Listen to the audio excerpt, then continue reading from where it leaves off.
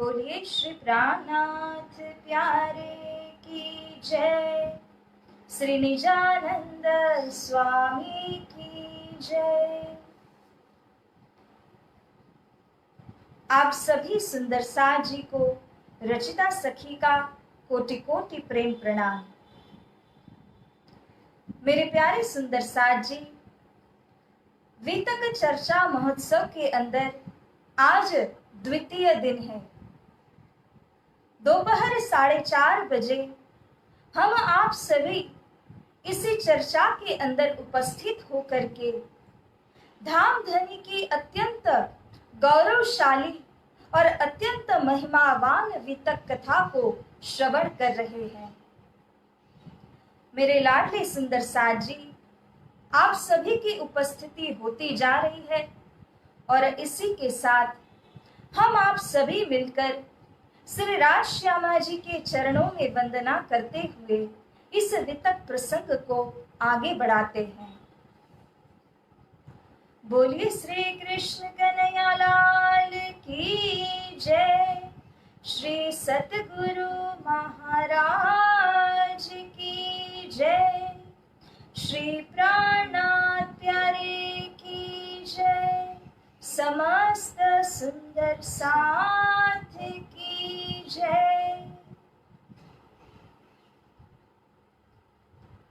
आनंद कंदम प्रभुदेव चंद्रम व्रजे स्वरूपेण पुरापि जातम् प्रवेश्य प्राप्तं प्रिय प्राणनाथं परेश पूर्णं सततं नमामि।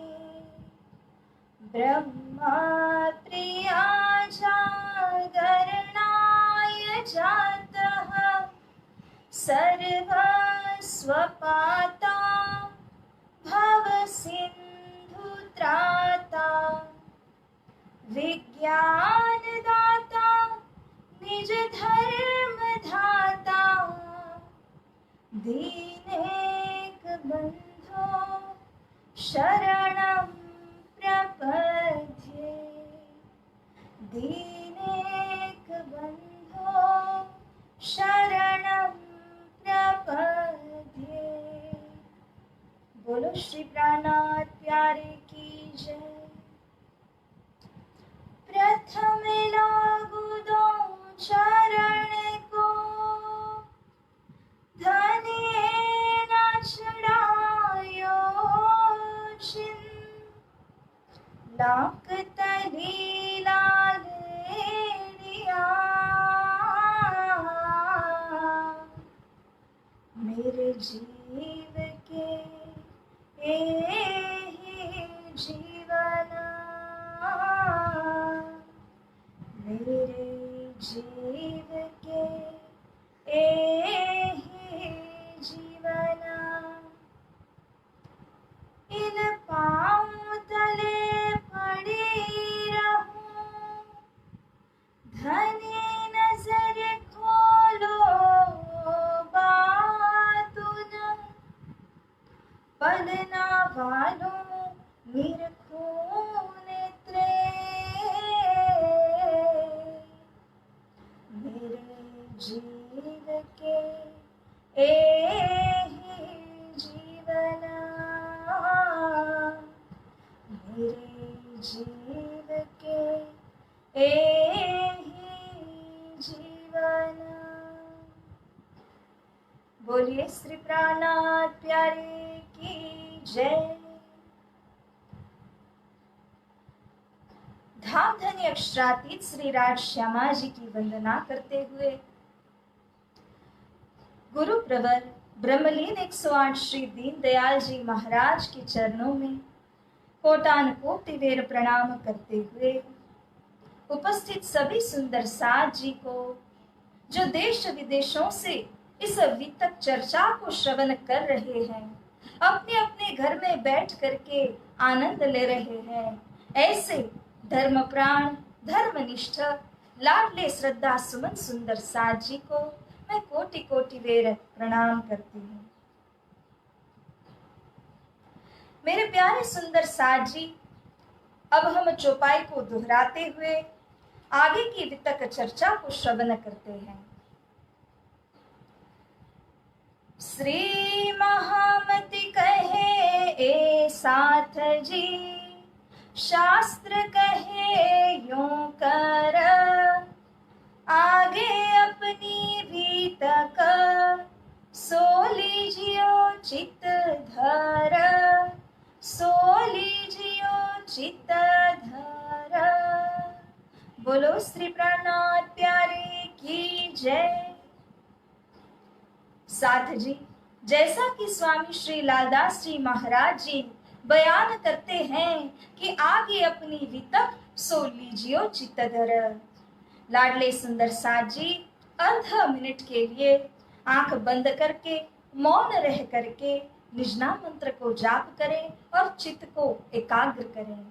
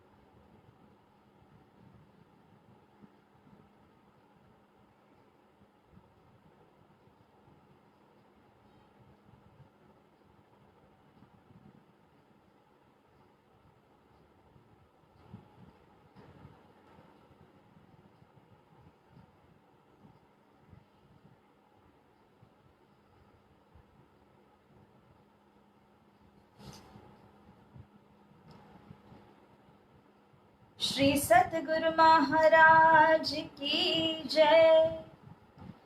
तो आइए प्यारे सुंदर साथ जी, आज का जो प्रसंग है अर्थात कि मूल महाकारण, इस मूल महाकारण के विषय की चर्चा स्वामी श्री लालदास जी महाराज के द्वारा हम श्रवण करते हैं।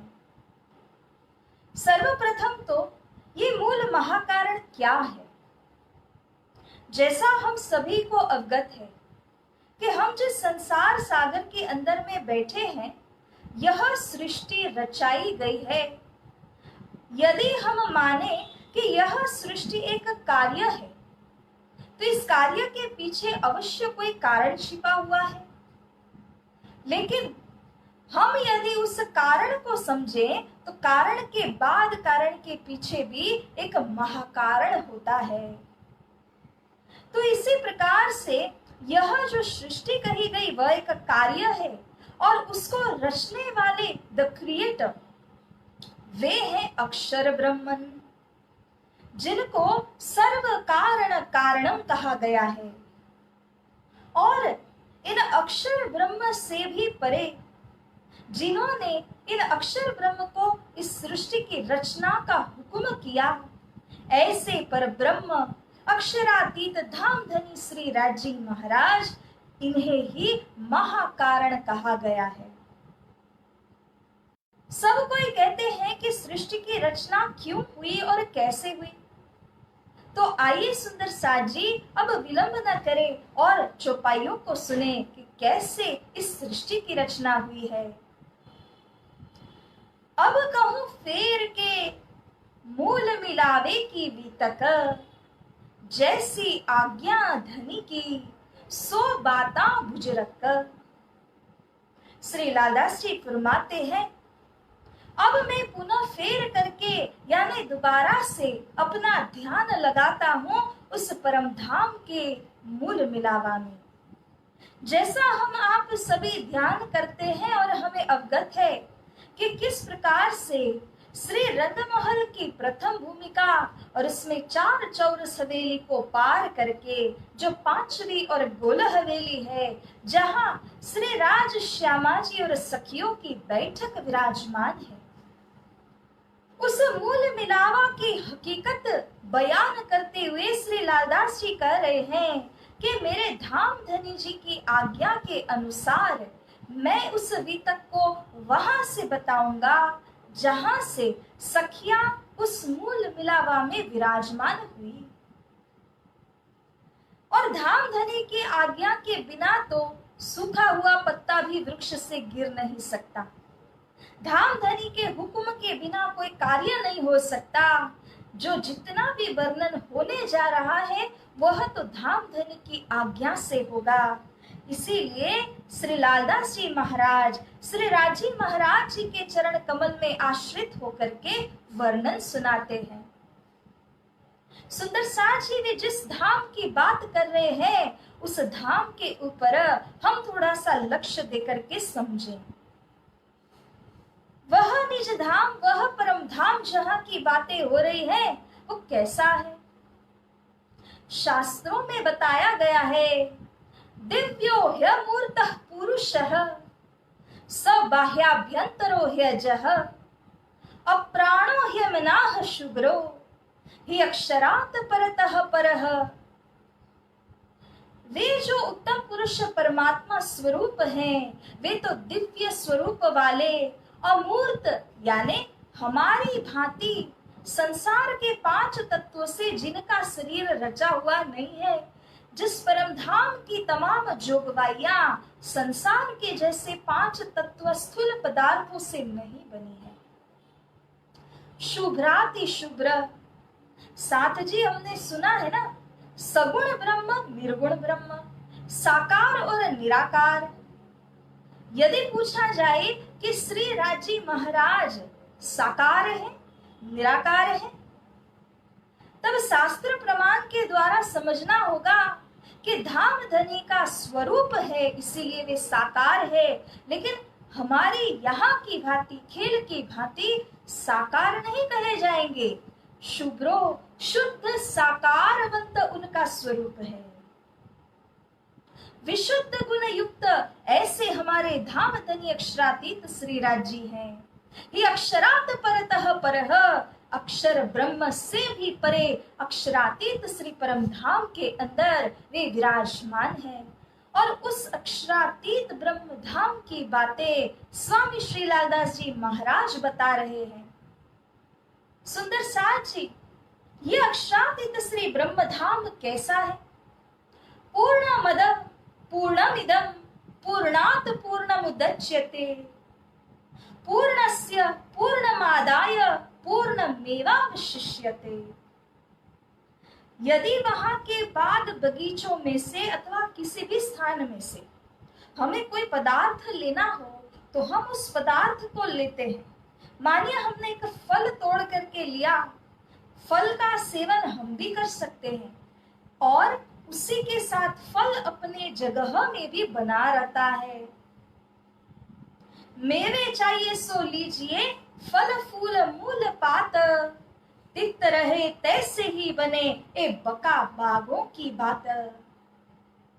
बका यानी अखंड परम धाम के बगीचों की यह विशेषता है कि वहां से कोई भी वस्तु न्यून नहीं होती, खाली नहीं होती। आपने लिया, सेवन किया, परंतु वहां उस स्थान पर भी वह वस्तु ऐसे के ऐसे ही बनी रहती है। तो लाडले सुंदर सार जी, ऐसे श्री परम धाम जहां कोई कमी नहीं है, जो पूर्णात पूर्ण कहा गया है, ऐसे परम धाम के अंदर क्या हुआ और कब हुआ? हम बात कर रहे हैं प्रेम संवाद की, और जिस प्रेम संवाद को ईशक रब्द भी कहा गया है। प्रेम संवाद इसलिए क्योंकि वह ब्रह्म धाम प्रेम की भूमिका है। उस प्रेम की भूमिका के अंदर स्वयं श्री राजी महाराज प्रेम के स्वरूप है। ऐसे धाम धनी के जो अर्धांग श्री श्यामा महारानी आनंद अंश हैं, वे भी प्रेम स्वरूप हैं। और उनके साथ जो अंग रूपा 12,000 सखियां हैं, ये सभी प्रेम स्वरूप प्रजा है। तो ऐसी जो प्रेममयी प्रजा है, उनका संवाद जब हुआ, कॉन्वर्सेशन जब हुआ श्री राजी महाराज के साथ में, तो इस संवाद को भी प्रेम संवाद कहा गया है। और इसी को ईशक रब्द भी कहते हैं, क्योंकि ये तो शब्द का भेद है। स्वामी श्री लालदास जी महाराज अपने वितक के अंदर रूह और आत्मा इन दोनों के बीच बराबर विवेचन करते हैं। प्रेम और ईशक इन दोनों के बीच में बराबर विवेचन करते हैं। उन्होंने किसी एक शब्द की, एक भाषा की ओर ध्यान नहीं किया। इसीलिए सुंदर साथ जी, यहाँ पर जो प्रेम संवाद अथवा ईशक रब्द की बातें हो रही हैं, उसके अंदर ये स्वामी श्री लालदास जी महाराज जी कहते हैं, प्रकृति पुरुष जब ना हते। ध्यान देकर के सुनिए कि यह प्रेम संवाद श्री परमधाम में कब हुआ। क्या उस वक्त ये संसार की रचना हो चुकी थी? इसी का जवाब देते हुए कह रहे हैं कि प्रकृति पुरुष जब ना हते, ना त्रिगुण विस्तार, जीवेश्वर चैतन्य जड़, नहीं रंचक संसार। न तो प्रकृति ही बनी थी, न तो पुरुष यानी आदि नारायण थे, न तो जीव ही थे, न ईश्वर ही थे। चेतन जड़, इनमें से कोई वस्तु की सृजना जब तक नहीं हुई थी, उस वक्त की बात को श्री लालदास जी बयान करते हैं। तब ब्रह्मानंद ब्रह्म सृष्टि सो भयो प्रेम संवाद, परम हंस ता बाद हित, लयो प्रथम व्रज स्वाद। ये तो उस समय की बात है जिस समय श्री परमधाम मात्र था और कोई भी संसार की वस्तु अथवा तो 5 तत्वों से बनी हुई, 3 गुण या प्रकृति से बनी हुई कोई भी वस्तु नहीं थी। उनकी सृजना जब तक नहीं हुई थी, उस समय में केवल एक अक्षरधाम और उनसे भी परे अक्षरातीत परब्रह्म का परमधाम था। उस अक्षरातीत परमधाम के अंदर में सुंदर साथ जी ब्रह्म के आनंद अंश श्री श्यामा महारानी और ब्रह्म सृष्टि, इन तीनों के बीच में प्रेम रूपी संवाद हुआ, जिसे ईशक रब्द भी कहा है। सुंदर साथ जी, हम उस प्रेम संवाद की झलक को प्राप्त करें, इसीलिए तो यहाँ पर श्री लालदास जी महाराज ने इस बात को रखा है, क्योंकि संसार किस लिए बना और किसकी इच्छा से बना है। आज के दिन श्री परमधाम के अंदर रोज की भांति लीला हो रही थी, और उस लीला के दरमियान सवेरे जिस प्रकार से धामधनी श्री राजी महाराज 5वीं भूम से उठ करके 3री भूम में आते और जिस प्रकार पशु पक्षी जानवरों को दर्शन देते हैं, तत्पश्चात सखियां आती अर्ज लगाती झीलना की लीला होती है और बाग बगीचे इत्यादि में टहल करके पुनः आ जाते हैं 3री भूम में, जहां पर श्री राजी का श्रृंगार 4 सखियां, श्री श्यामा महारानी का श्रृंगार 4 सखियां और आपस में एक दूजी का श्रृंगार सखियां करती है। ये सभी लीलाओं के पश्चात बाल भोग की लीला भी होती है, और ये सब का केंद्र रूप लीला जो स्थान है वह 3री भूम का स्थान है। अब यहाँ पर जब 3री भूम के अंदर बाल भोग की लीला भी हो गई, तब जाकर के निरत की लीला होती है। सभी सखियां श्री राज श्यामा जी के सन्मुख होकर के बैठ जाती हैं। सखियों का एक जुत्थ जो कि निरत की लीला करते हैं, धामधनी श्री राजी श्री श्यामा जी को प्रसन्न करते हैं। तो इसी प्रकार से आज के दिन भी हुआ। श्री राज श्यामा जी 3री भूम के जरोखे में जो सिंहासन है उसके ऊपर में आसीन हुए। निरत की लीला चल रही है और सभी सखियों का ध्यान उस लीला में है। रोज की भांति अक्षर ब्रह्म अपने धाम से आते हैं और आकर के अपने ही सुखपाल में बैठे हुए श्री राजी महाराज के दीदार की प्राप्ति करते हैं। शास्त्रों में भी इसके विषय में प्रमाण दिया गया है। कूटस्थ एव तत् धामनि कृष्ण दर्शन लालसः नित्यं प्रयाति परमः प्रेम पूरित मानसः। नित्यं प्रयाति कुटस्थ लीला दर्शनोत्सुक कृष्ण क्रीड़ा गृहाद दूरे वर्तमान कृतांजलि। कुटस्थ यानी अक्षर ब्रह्म। ऐसे अक्षर भगवान दैनिक रूप से आकर के श्री राजी महाराज के दीदार की प्राप्ति करते थे, लेकिन आज के दिन एक अनोखी बात धामधनी के हुक्म के द्वारा हुई। अक्षर भगवान ने श्री राजी महाराज सहित उनके साथ में सिंहासन आसीन हुई श्री श्यामा महारानी के दीदार प्राप्त किए। और इतना ही नहीं, उस जरोखे के ऊपर में जो हजारों सखियां नृत्य कर रही हैं और देख रही हैं, उनके दीदार भी प्राप्त किए। जब इस प्रकार से अक्षर ब्रह्मन ने देखा तो उनके मन में भी एक इच्छा जागृत हुई, ये सर्व सखियां कौन है और यहाँ पर क्या लीला कर रही है मेरे धामधनी के साथ। और इसी तरह से यहाँ पर जब सखियों ने अक्षर ब्रह्म को देखा तब उनके हृदय के अंदर भी इच्छा जागृत हुई, अरे यह दूसरा पुरुष कौन है, हमने तो इसे कभी न देखा था। जब नीरद की लीला पूरी हुई और अक्षर भगवान जब अपने अक्षर धाम को लौट गए, उसके पश्चात हे सुंदर साज जी, यहाँ पर जब 9 बजते हैं, 5 युद्ध सखियों के अपने अपने कार्य क्षेत्र में चले जाते हैं। कोई अन्नवन में जाते हैं, कोई फुलनुर बाग में जाते हैं, कोई 7 घाट में जाते हैं, तो कोई रसोई हवेली में रसोई बनाने के लिए जाते हैं। 5 युद्ध सखियों के हाजिर नहीं थे और अन्य जो सखियां थी उन्होंने धामधनी से प्रश्न किया कि हे धनी, आज के दिन सवेरे जो आए हुए पुरुष सुखपाल में बैठ करके आपके दीदार को प्राप्त कर गए, वे कौन हैं, वे कहाँ रहते हैं और वे क्या करते हैं। जब धामधनी ने इनके प्रश्नों को श्रवण किया, बहुत ही हंसी करने लगे और सखियों से कहा, मेरी प्यारी लाडली सखियों, उन पुरुष के विषय में कुछ ही नहीं पूछना, पूछोगी तो दुखी हो जाओगी, इसीलिए इस बात को यही रोक लीजिए।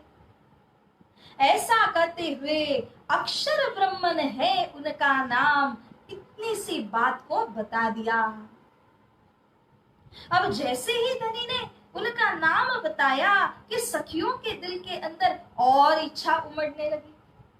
हे धनी, वे कहाँ रहते हैं? अरे मेरी प्यारी सखियों, मैं आपको समझा तो रहा हूं, मत पूछिए। परंतु सखियां कहाँ मानेंगी। जितना श्रीराज जी मना करते गए, उतना ही सखियों ने और ज्यादा पूछा। प्यारी सखियों, वे अक्षर ब्रह्म अपने धाम अक्षर धाम में रहते हैं। अच्छा, अक्षर धाम में रहते हैं, अच्छा तो वे क्या करते हैं? सखियों के अंदर का उत्साह और उत्तरोत्तर बढ़ने लगा और सखियां और भी बातें पूछने लगी। श्रीराज जी ने बताने से इनकार तो कर दिया, मगर सखियों के बढ़ते उत्साह को देख करके धामधनी ने केवल इतना कहा कि वे तो असत जड़ दुख रूपी खेल को बनाते हैं और मिटाते हैं। हाँ, ये 3 चीजों को तो कभी सुना नहीं था। असत क्या होता है, जड़ किसको कहते हैं और दुख कैसा होता है, ये सारी बातों को सखियां विचार करने लगी, विमर्श करने लगी। और तब धामधनी से पूछा कि धनी, ये असत जड़ दुख होता क्या है? परंतु यहाँ पर श्रीराज जी महाराज ने उन्हें और अधिक बताया नहीं। ये संवाद यहीं पर रुक चला और उसके बाद में जो भी लीलाएं होनी है, जैसे राजभोग की लीला हुई, फिर उसके बाद में जब श्री राज श्री श्यामा जी 12 से लेकर के 3 बजे के दरमियान नीलापला मंदिर में विश्राम करते हैं। इसी तरह से विश्राम की लीला भी हुई। भोजन करने के बाद में जो सखियां हैं वे वनों में चली जाती हैं, अलग अलग जुत्था मिल करके खेलते हैं। परंतु आज के दिन क्योंकि जो भी आज सवेरे सुनी हुई बात है उसके ऊपर विचार करना था, तब सब सखियों ने सोचा कि हम जाएंगे श्री यमुना जी के तट पर।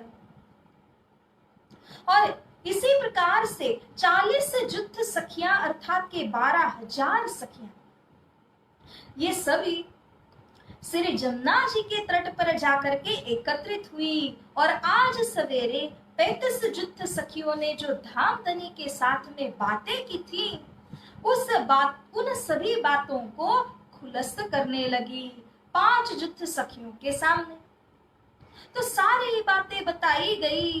हे सखियों, तुम्हें पता है वह पुरुष तो अक्षर ब्रह्म है, अक्षर धाम में रहते हैं और असत जड़ दुख रूपी खेल को बनाते हैं। जब उन 5 जुत्थ सखियों ने भी सुना तो उनके हृदय के अंदर भी वही उत्सुकता उमड़ने लगी। सभी सखियों ने विचार किया कि आज हम प्रियतम धनी से कहेंगे कि हमें आप खेल बताइए। और यही मंत्रणा, यही निश्चय करके सखियां जो है वे आ जाती हैं श्री रंग महल। 3 बजे का समय श्री राज श्यामा जी विश्राम करके पौड़ से उठते हैं। श्री राजी महाराज का श्रृंगार होता है और तत्पश्चात जब श्री राजी महाराज सखियों से पूछते हैं, हे प्यारी सखियों, आज आपने कहाँ फिरने जाना है, उनकी इच्छा पूछते हैं। तब सखियां कहती हैं, हे प्रियतम, हे बालाजी, आज तो हमें और कहीं नहीं जाना, हमें तो अक्षर ब्रह्म का अक्षर धाम से बनाया हुआ जो असत जड़ दुख रूपी खेल है उस खेल को देखना है। तो यहीं से जो प्रेम संवाद, जो इश्क रब्द है वो शुरू हुआ, क्योंकि इसी के अंदर श्री राजी महाराज सखियों को बेर बेर समझाते हैं, हे सखियों, वह खेल आपको देखने लायक का नहीं है। यदि आप उस खेल के अंदर में जाएंगी तो वहां जाने के बाद श्री परम धाम की जो बुद्धि है वो नहिवत हो जाएगी, शून्य हो जाएगी। संसार में जा करके आप संसार का नाम धारण करेंगे, संसार की पहचान आप बनाएंगे। और उस समय में यदि कोई परम धाम की बात आपसे कहता भी है तो सुनने में कोई रस नहीं होगा। वहां जाओगी तो आग को पूजोगी, पानी और पत्थर को पूजने लगोगी, मुझे नहीं पूजोगी। जब श्री राजी महाराज माया के अंदर क्या क्या होगा इन सब बातों का विवरण बताने लगे, श्री राजी ने कहा, हे सखियों, तुम स्वयं को भूल जाओगी। सखियां कहती हैं, हो सकता है, धाम धनी कह रहे हैं तो शायद हो सकता है कि हम स्वयं को भूल जाएं। तब श्री राजी ने कहा कि तुम परम धाम को भी भूल जाओगी।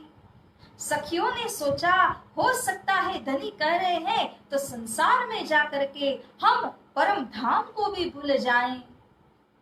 परंतु जब श्री राजी ने यह कहा कि सखियों तुम मुझे भूल जाओगी, यह बात सखियों को रास नहीं आई, कबूल नहीं हुई। और सखियों ने कहा कि हे धामधनी, ये तो असंभव है, हम आपको भूल जाएं, आपके बिना पल मात्र भी हम रह नहीं सकते और आप कह रहे हैं कि हम आपको भूल जाएंगे, ऐसा कदापि नहीं हो सकता प्रियतम धनी। यही तो भूल हुई सखियों के द्वारा, क्योंकि स्वयं को भूल गई, खुद की पहचान को भूल गई, तो धनी को और धाम को कैसे याद रख सकती है। श्री राजी ने बार बार कहा, ये जो माया है बहुत ही बलशाली है, आपको सब कुछ कुछ भुला देगी, वहां संसार की अक्ल बुद्धि प्रवेश हो जाएगी आपके अंदर। सर्व प्रकार से समझाया, भूलन की बातों को कहा, परंतु सखियां कहती है, हे धनी कहा करसी हमको माया, 100 बेर देखो अजमाय के, मोमिन भूले न कब। हे धनी, 1-2 बार नहीं आप चाहें तो 100 बार भी हमको आजमा करके देखिए, हम तो मोमिन हैं और आपको हम कदापि भूलेंगे नहीं। यही तो चैलेंज हमने दे दिया श्री धामधनी जी को, श्री राजी महाराज को। सुंदर साथ जी इसीलिए श्रीमुख वाणी के अंदर यह स्पष्ट रूप से इंद्रावती सखी हमें बताती है, क्या संसार के रचे जाने के कारण वजह 2 है।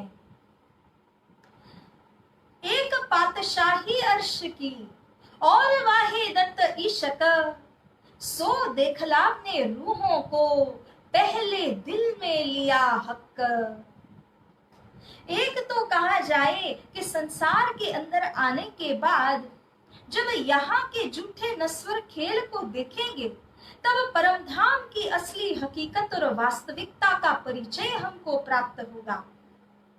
श्री परमधाम के अंदर हमारी पातशाही किस प्रकार की है, कैसे राज रानियां हैं हम, यह बात धामधनी के तारतम ज्ञान के द्वारा समझ में आएगी।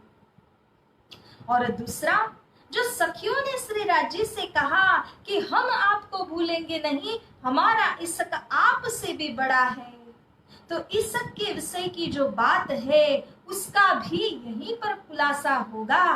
क्योंकि वाहिदत असल अद्वैत के अंदर किसका इश्क ज्यादा किसका इश्क कम, इसका विवेचन नहीं हो सकता। इसीलिए ऐसी द्वैत भूमिका के अंदर ब्रह्म आत्माओं को लाया गया। तो सुंदर साथ जी, ये प्रेम संवाद के अंदर जो सखियां थी, उन्होंने श्री राजी से कहा कि 100 बेर आजमा करके देखिए, हम आपको कदापि भूलेंगे नहीं।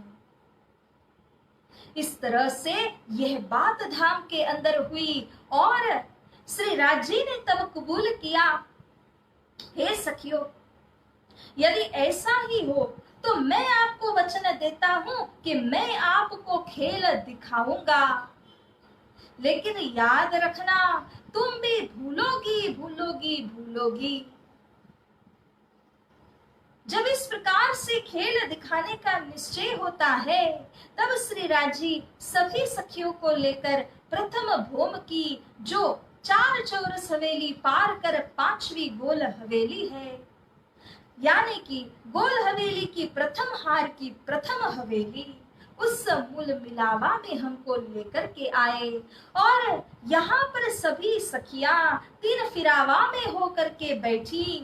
श्री राज श्यामा जी सिंहासन आसीन हुए और सुंदर साथ जी इस समय सखियों ने एक दूजी को वचन भी दिया, जो तू भूले तो मैं तुझे देऊंगी तुरंत जगाए, जो मैं भूलूं तो तू मुझे पल में दीजियो बताए। एक दूसरे से कहती है, अरे सखी, अगर हम राजी महाराज के कहे अनुसार वास्तव में ही भूल गए तो हम तो वापस धाम में आ ही नहीं सकेंगे। इसीलिए वचन दिया, तू भूल जाए तो मैं तुझे जगाऊंगी, मैं भूल गई तो तू भी मुझको जगाना। हाँ, इस तरह से ठहराया गया।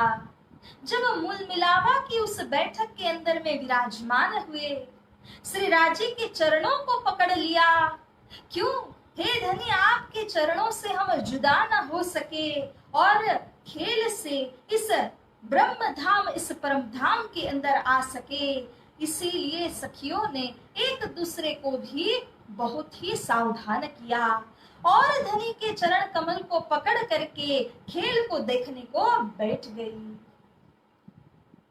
अब प्यारे सुंदर साथ जी, श्री राजी महाराज ने जब सखियों के ऊपर फरामोशी का आवरण डाल दिया, वहीं पर बैठे बैठे जो सखियां हैं, उन्होंने इस संसार को देखना शुरू किया। क्यों? क्योंकि बैठे तो चरणों तले है, किंतु उनका जो ध्यान है, उनकी जो सुरता है, उस सुरता को श्री राजी महाराज ने इस संसार में उतारा और उन सखियों की परात्मा भले राजी के चरणों में बैठी है, लेकिन फरामोशी का आवरण होने के कारण, भूलन का आवरण होने के कारण सखियां सब कुछ भूल करके जो देख रही है पर्दे के ऊपर, उसको ही देख सकती हैं। परम धाम के अंग, परम धाम की वह बुद्धि, वह सब शून्यवत हो जाता है। इसी प्रेम संवाद के चलते श्री राजी महाराज ने ब्रह्म आत्माओं को वचन भी दिया, हे सखियों, आप तो भूल जाएंगे, लेकिन मैं आपको संसार के अंदर रहने दूंगा नहीं। मैं स्वयं आऊंगा और मैं स्वयं आकर के आपकी रूह को जगाऊंगा। धाम धनी ने हमें आद अनाद का जो टाइम टेबल है, वह जो सूची है, सब कुछ हमको बताया कि किस प्रकार से सर्वप्रथम सखियों को पहले ब्रह्मांड के अंदर में उतारेंगे, जो काल माया का ब्रह्मांड होगा, जिसके अंदर 11 वर्ष 52 दिन की बाल लीला स्वयं श्री राजी महाराज करेंगे। और उस समय सखियां जो है वे गोपियां बन करके उस ब्रजमंडल में बालाजी के साथ में विलसेंगी, लीला करेंगी। तत्पश्चात जो दूसरा ब्रह्मांड रचा गया, और दूसरे ब्रह्मांड की जानकारी भी धामधनी ने दी कि कैसे योग माया का ब्रह्मांड रचा जाएगा और उसके अंदर महारास की लीला खेली जाएगी। किशोर अवस्था की इस लीला के पश्चात किस प्रकार से तीसरा और अंतिम जागनी का ब्रह्मांड, जो कालमाया का ब्रह्मांड कहा गया है, उसकी रचना किस प्रकार से होगी, इसकी हकीकत भी श्री राजी महाराज ने हमको सुनाई। तीनों ब्रह्मांड के अंदर श्री राजी महाराज कौन से स्वरूपों में प्रकट होंगे, कैसे हमसे लीला करेंगे, यह बात भी धामधनी ने कही। क्योंकि जब ब्रजमंडल में वे उतरे, तब बाल स्वरूप श्री कृष्ण कन्हैया के रूप में उतरते हैं। वही रास लीला करते वक्त किशोर अवस्था का स्वरूप वे धारण करेंगे। धामधनी के जोश के साथ में ब्रज और रास की ब्रह्म लीलाएं होंगी, और ये ब्रह्म लीलाएं जो है वो संसार के बीच में प्रख्यात होंगी।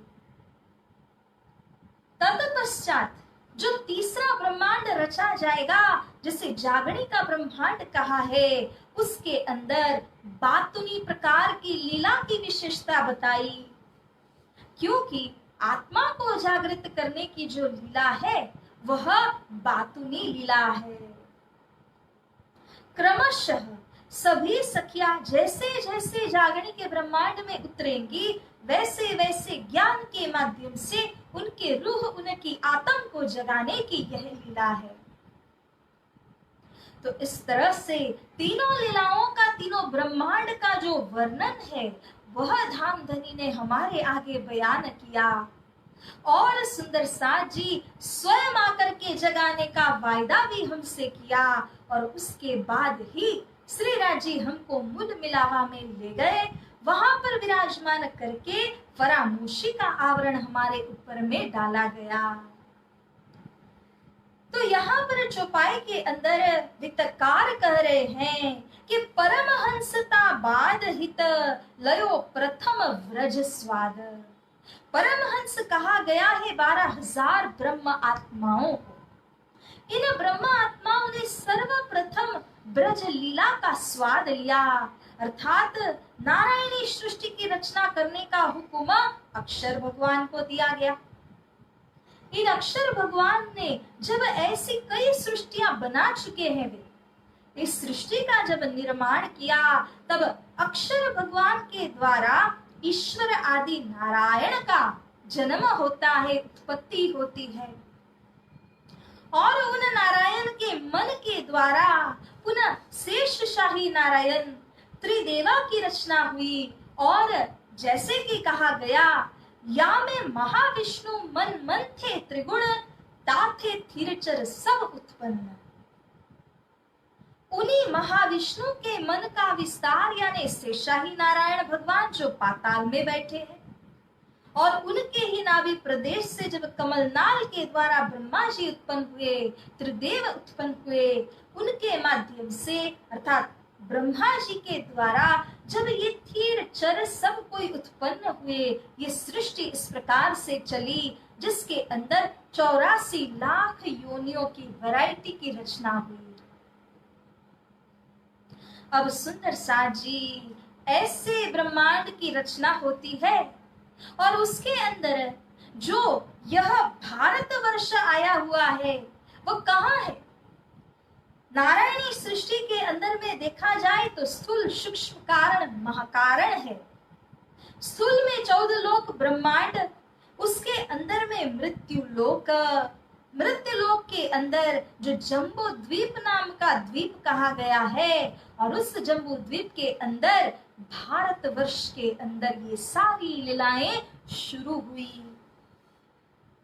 इस भारतवर्ष के अंदर व्रजमंडल गोकुल के अंदर 42 पुरा में आकर के धामधनी ने व्रज की लीला को रचाया। इस ब्रजमंडल की लीला के अंतर्गत माखन चोरी की लीला भी की, और इतना ही नहीं, कई अगासुर बगासुर इत्यादि आए, कई प्रकार की आपत्ति विपत्ति ब्रजवासियों के ऊपर टूट पड़ी थी, किंतु सुंदर साथ जी हर प्रकार की आपत्ति से धामधनी ने सभी सखियों की, गोपियों की, सभी ब्रजवासियों की रक्षा की, और इस प्रकार से 11 वर्ष और 52 दिन की लीला ब्रजमंडल में चलती है। प्यारे सुंदर साथ जी, जैसे जैसे हम और वितक के अंदर आगे बढ़ेंगे तो कई प्रसंगों के अंदर इस ब्रजलीला का सुंदराति सुंदर वर्णन हम श्रवण करते जाएंगे। आज के दिन हम क्रमशः ये श्रवण कर रहे हैं कि किस प्रकार खेल रचा गया और किस प्रकार से उसके बाद कौन कौन सी लीलाएं क्रमशः होती गई। तो 11 वर्ष और 52 दिन की लीला के पश्चात लीला भजनानंद करी गए अपने धाम, शेष मनोरथ धरी हिए रही कछुक छिन बाम। यहाँ पर ब्रज से जब रासलीला खेलने के लिए बंसी नाद हुआ और जो सर्व सखियां है वो वंशी ध्वनि को श्रवण करके योग माया के ब्रह्मांड में प्रवेश हुई, वहां पर महाराज की लीला को रचाया गया। और उस लीला के अंदर में सुंदर साथ जी भजनानंद लीला की, भजन करके आनंद की अनुभूति की। जब श्री कृष्ण जी अंतर ध्यान हुए तब अंतर ध्यान के समय पूरी ब्रज लीला को सखियों ने मिल करके दोहराया। रोते रोते, इसीलिए कहा ना, आनंदे रोता रमिए एम जिने कहिए ते लक्षण प्रेम। प्रेम लक्षणा भक्ति के अंदर हृदय के अंदर विरह है, मगर ब्रजलीला को दोहराने का आनंद है, यही तो है भजनानंद। इस भजनानंद को अनुभव करती हुई उन सखियों ने रास मंडल के अंदर सुख और दुख ये दोनों पहलुओं को एक साथ में देखा। तो इस प्रकार से साथ जी शेष मनोरथ धरी हिए, जब उन्होंने इस महाराज की लीला के अंदर अंतर ध्यान धाम धनी को पुनः प्रकट किया ब्रज की लीला का अनुकरण करते हुए, तब इन सर्व सखियों ने आनंद की अनुभूति की। और यह जो महाराज की लीला थी, उस महाराज के पश्चात जो तामसी सखियां थी, उनके दुख देखने के मनोरथ अभी भी अब अधूरे थे, अपूर्ण थे।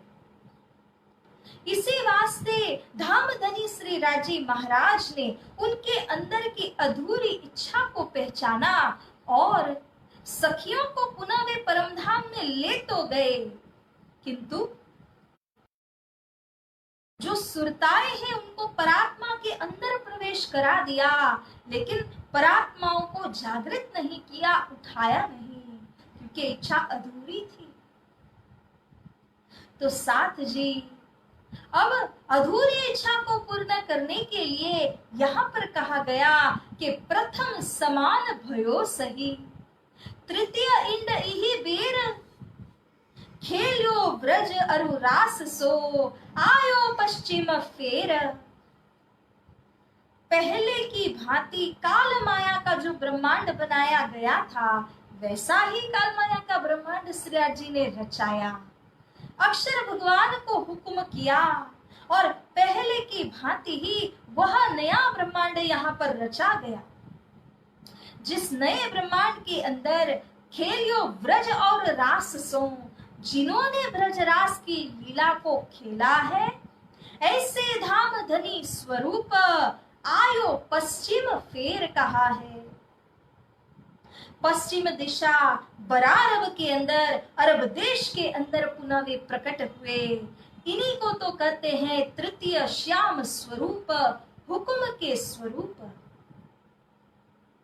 और इन स्वरूप ने आकर के अरब देश के अंदर सखियों के लिए आगे होने वाली जो लीला है, उस लीला का भविष्य बताया। इतना ही नहीं, 63 वर्षनी तहां रहे, 63 साल की अपनी उस आयुष्य के अंदर बसरी स्वरूप मोहम्मद साहेब ने वहां पर कुरान रूपी कागज को छोड़ा, जिसके अंदर श्री परम धाम की लीलाओं का बयान है।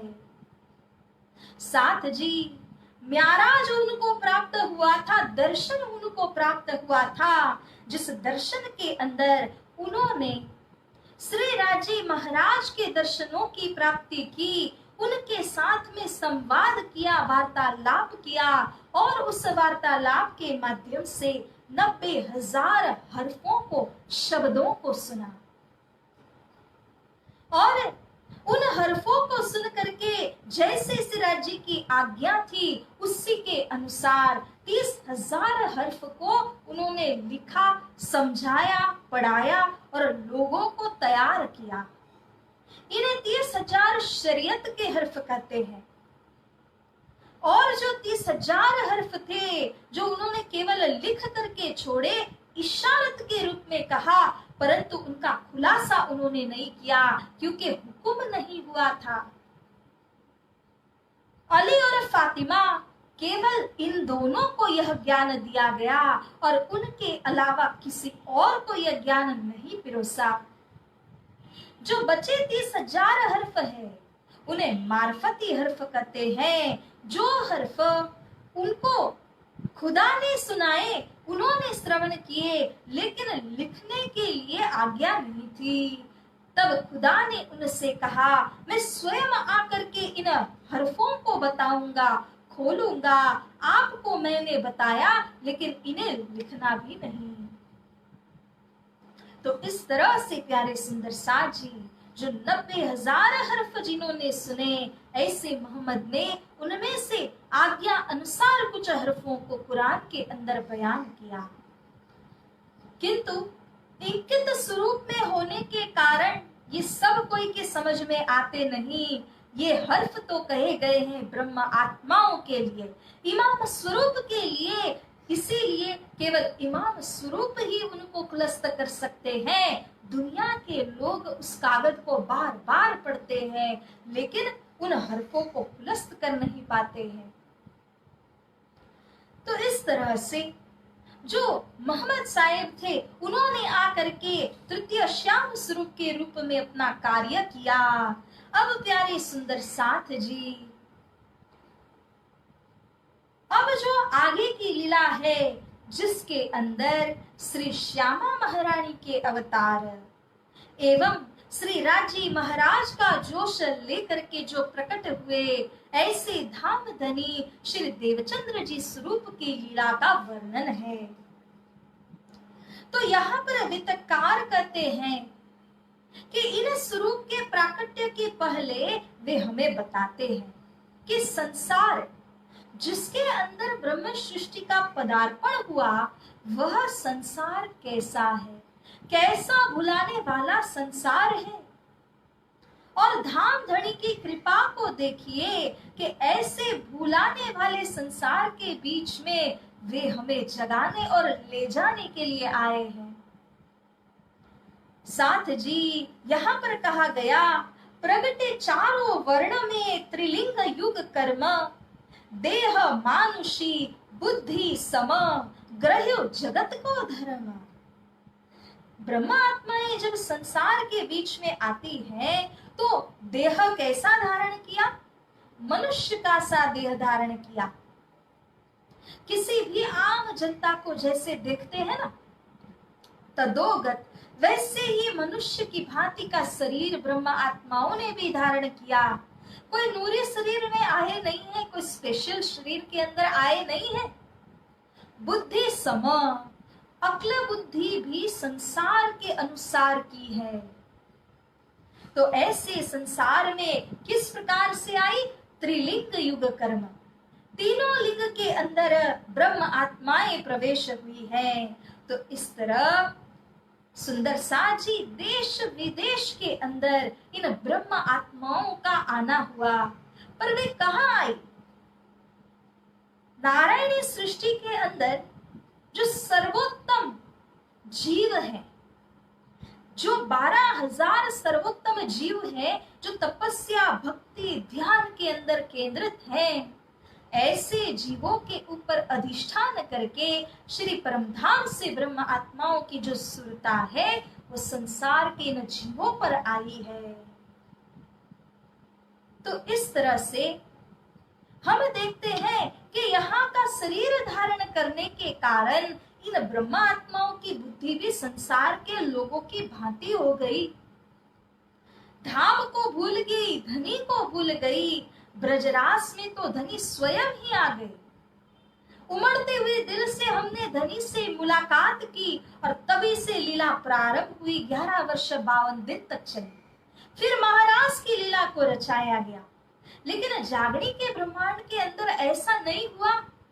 जन्म से लेकर के वह जो जीवात्मा है उसको अधिष्ठान किया ब्रह्म सृष्टि की सुरताओं ने, और धीरे धीरे वह जीव जागा। जीव जागने के बाद किसी गुरु के शरणों में आए धाम धनी की कृपा के माध्यम से, और तब जाकर के तारतम का यह दिव्य ज्ञान उस ब्रह्म आत्म को प्राप्त हुआ। तो इस क्रम से सुंदर साजी यहाँ पर ब्रह्म आत्माएं जागृत होंगी। लेकिन संसार के अंदर कैसी दशा है? देहात्म बुद्धि जम पापम तद्धि गौवद कोटि भी, आत्मा बुद्धि समम पुण्यम न भूतो न भविष्यति। यहाँ संसार के अंदर यदि हम देखते हैं तो देहात्म कैसा है? देह भी है और आत्मा भी है। जब दृष्टि देह की दृष्टि बन जाती है तब करोड़ों गुना करोड़ों पाप जैसे लगते हो। गौवध करने के बाद उतना पाप वह जीव कमाता है जो केवल देह की दृष्टि रखता है, जो केवल चर्म दृष्टि रखता है। मगर जो आत्मिक दृष्टि को धारण करते हैं, ऐसे जो जीवात्मा है वो दिन भर में कितना पुण्य संग्रह करते हैं, न भूतो न भविष्यति। उसका अनुमान न तो भूतकाल में किसी ने ही लगाया था और न ही भविष्य काल में कोई लगा सकते हैं। जग में मिली जग से भई बिसरे मूल सुबुद्धि, भव समुद्र दुख रूप में गति मति रही न सुद्धि। वितरकार बयान करते हैं कि जब भव समुद्र में आई ब्रह्म आत्माएं तो न धाम की गति रही, न मति रही, न शुद्धि ही रही। सब कुछ भूल बैठी। मार्कंडेय ऋषि जब यहाँ संसार के भूलन में पड़े धोबी का घर संभालने लगे तब उनके दृष्टि में कैसा परिवर्तन हुआ? धोबिनी बन करके संसार के ही अंदर अपने आप को समझने लगे। मैं मार्कंडेय ऋषि हूँ, विष्णु भगवान का भक्त हूँ, ये सब कुछ भूल गए। ऐसी ही दशा धाम से आए हुए ब्रह्म आत्माओं की हुई। और कैसे न होती। भव जल तीक्ष्ण धार अति, टिके न काहू पाव, त्रिगुणादि ऋषि नर मुनि, चले न ताको दाव। इस भव समुद्र के अंदर ऐसी माया की तीक्ष्ण लहरें आती है कि जिन लहरों के अंदर स्वयं तपस्वी ऋषि मुनियों का पैर तक टिक नहीं पाता, तो जो परम धाम से आए हुए ब्रह्म आत्मा हो या यहाँ के सामान्य मनुष्य आत्माएं क्यों न हो, परंतु सब कोई को माया अपने बंधन में ले लेती है, भूलन में डाल करके परवश कर देती है। गुण प्रवाह में जगत सब, स्वर्ग मृत्यु पाताल, बूढ़े उछरे अति दुखित, परे काल के जाल। तीन गुण की भंवरी सदैव चलती है, कभी तमोगुण प्रधान तो कभी रजोगुण प्रधान तो कभी सद्गुण प्रधान हो करके यह जीव आत्मा संसार के सुख दुखों को उठाता है। बूढ़े उछरे, कभी डूब जाता है, कभी थोड़ा उभर के आता है, लेकिन जो जैसा भी है 14 लोक को पार नहीं कर पाता है। ऐसे संसार के बीच में जहां पुनः में मरे, दुख करी लीन, असत सत्य करी थापियो, पीठ सत्य कह दिन। ये संसार कैसा है कि पुनः पुनः जन्मे मरे। यहाँ जन्म मरण का साइकिल ही चलता रहता है। The birth and death cycle here goes on constantly. एक जगह से मरे दूसरे स्थान में जन्मे, तो इस तरह से कई बार जन्म लिया जाता है और असत्य को सत्य का स्थान देकर मान बैठे हैं।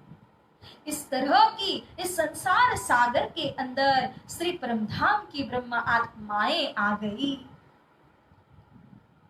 या प्रकार यह छल रचियो, परमहंस तहां आई, जलचर मिल जलचर भई, भव जल अति चितुलाई। देखिए ना सुंदर साज जी, इस संसार की पहचान कीजिए। ऐसे छल की रचना यहाँ पर की गई है अक्षर भगवान के द्वारा, जिसके अंदर माया सर्वव्यापी बन करके खेल रही है और खेला रही है। ऐसे संसार के बीच में परमहंस ब्रह्म आत्माओं का अवतरण भी हुआ है। यहाँ संसार के जो जलचर है, उन जलचरों के साथ, उन जीव सृष्टियों के साथ मिल करके जलचर के समान हो गए। तो इस तरह माया का जो नशा है वह सबके ऊपर में हावी हो गया। प्रकृति आदि दई शेष लो, भव जल दुख की मूर, ता अथाह अंधेर में पड़े दूर थे दूर। यह जो प्रकृति से संसार की रचना कराई गई और जो पुरुष यानी कि ईश्वर कहे गए हैं, इन दोनों से परे और कहां पर प्रकृति पुरुष और शेषशाही नारायण जो दुख की मूल कहा गया है, दुख को निधान कहा गया है, ऐसे दुखदाई संसार से परे अक्षर ब्रह्म का धाम और उससे भी परे अक्षरातीत पर ब्रह्म का धाम, जहां के मूल मिलावा से ये सारी बैठक, ये सारे संसार के खेल को ब्रह्म सृष्टियां देख रही है। इसीलिए वित्तकार कहते हैं पड़े दूर थे दूर। ब्रह्म आत्माएं उस मूल मिलावा से दूर और उससे भी दूर।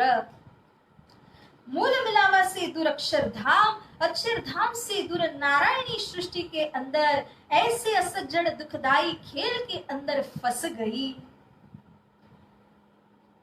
प्रकृति पार के पार तहां करुणा चित्त विचार, परम हंस के काज जग, श्री सतगुरु नर वपु धार। बोलिए श्री सतगुरु महाराज की जय। मेरे प्यारे सुंदर साथ जी, धाम धनी की कृपा दया ब्रह्म सृष्टियों के ऊपर इस प्रकार से है।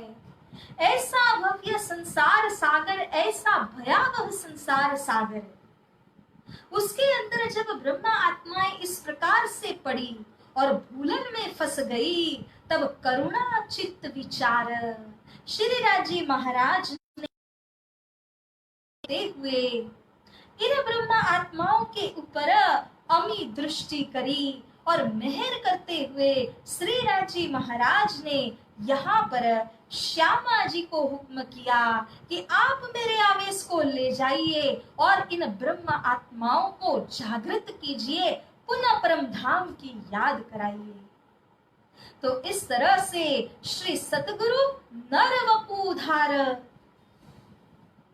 श्री श्यामा महारानी धामधनी के उस जोश को लेकर के जब संसार में मनुष्य देह को धारण करते हैं, नर वपु को धारण करते हैं, तो संसार में उनका प्रादुर्भाव होता है।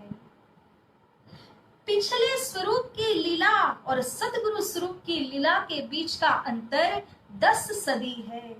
10 सदी में 9.25 वर्ष जब बाकी थे, तब श्री सतगुरु स्वरूप का पदार्पण इस संसार सागर के बीच हुआ। साल 9 से 90 मास 9 हुए रसूल को जब, रूह अल्लाह मिसल गाजियों सैया उतरे तब, मोमिन उतरे तब।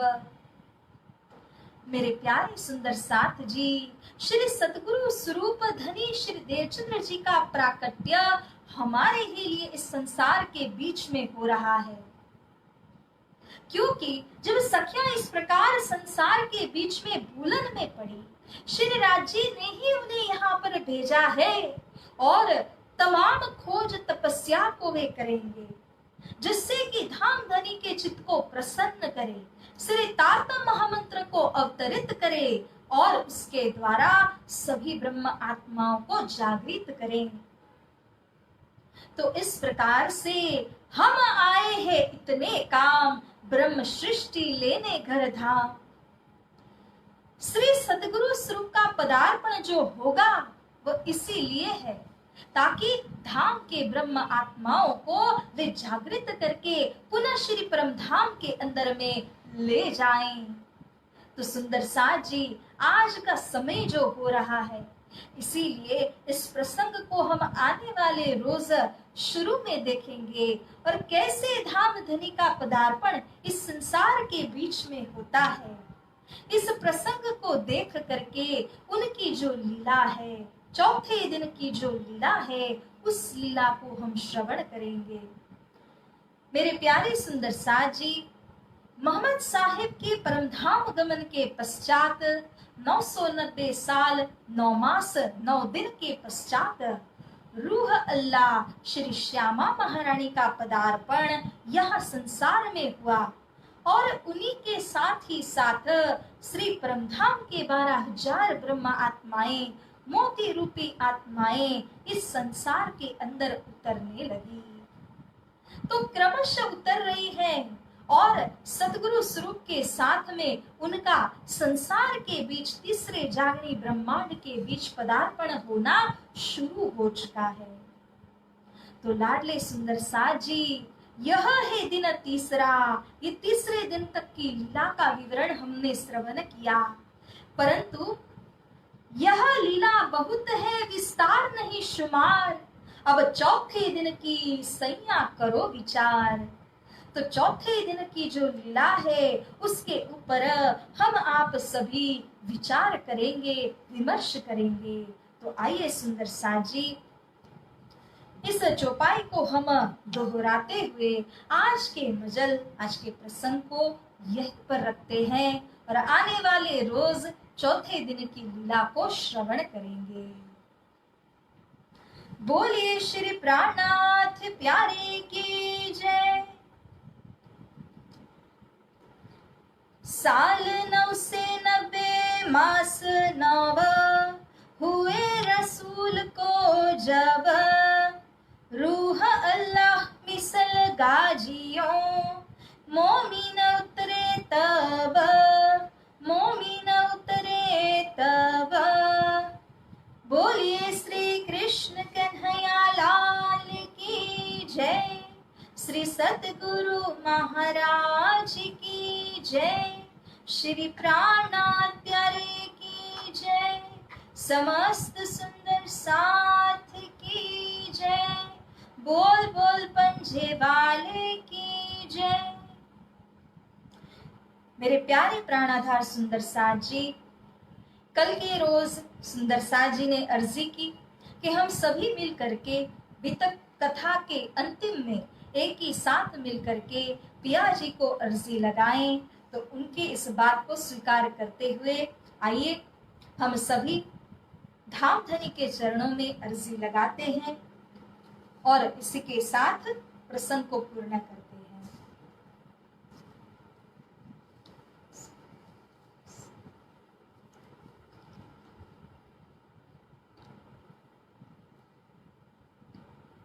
पिया जी तुम हो तैसी कीजियो, मैं अर्ज करूं मेरे पियू जी। हम जैसी तुम जी न करो मेरा, तलफ तलफ जाए जीव जी। जीव रातों जीवे नहीं क्यों, मीठे दिल की प्यास जी। तुम बिना किन से कहूँ पिया जी, तुम हो मेरी आस जी। आस वीरानी तो करो पिया, जो कोई दूसरा हो ये जी। सब विध पिया जी समरथ दीन, रैन जात रोय रोय जी। जन्म अंधी जो मैं होती पिया, सो तुम देखत किए जी। जब तुम आप दिखाओगे, तब देखूंगी नैना भर जी। एती पुकार पिया सुन के, अब ढील करो तुम जी न जी। क्षीण क्षीण खबर जो लीजियो, मैं अर्ज करूं दुल्हीन जी। एती अर्ज में तो करूं पिया, बीच पड़ी अंतराय जी। सो अंतराया टाल के दुल्हा, लीजिए कंठ लगाए जी। कंठ लगाए कंठ सो पिया, कीजिए हास विलास जी। वारणे जाए श्री इंद्रावती, पिया जी राखो चरणों के पास जी। तुम दुल्हा में दुल्हीन पिया, और न जानो बात जी। इशक सो सेवा करो पिया जी, सर्वयंगो साक्षात जी। सदा सुखदाता धाम धनी में, क्या कहूँ इन बात जी। श्री महामती युगल किशोर पर प्यारी, अंगना बलि बलि जात जी। सदा सुखदाता धाम धनी में, क्या कहूँ इन बात जी। श्री महामती युगल किशोर पर प्यारी, अंगना बलि बलि जात जी। पिया जी तुम हो तैसी, कीजियो मैं अर्ज करूं मेरे पियो जी।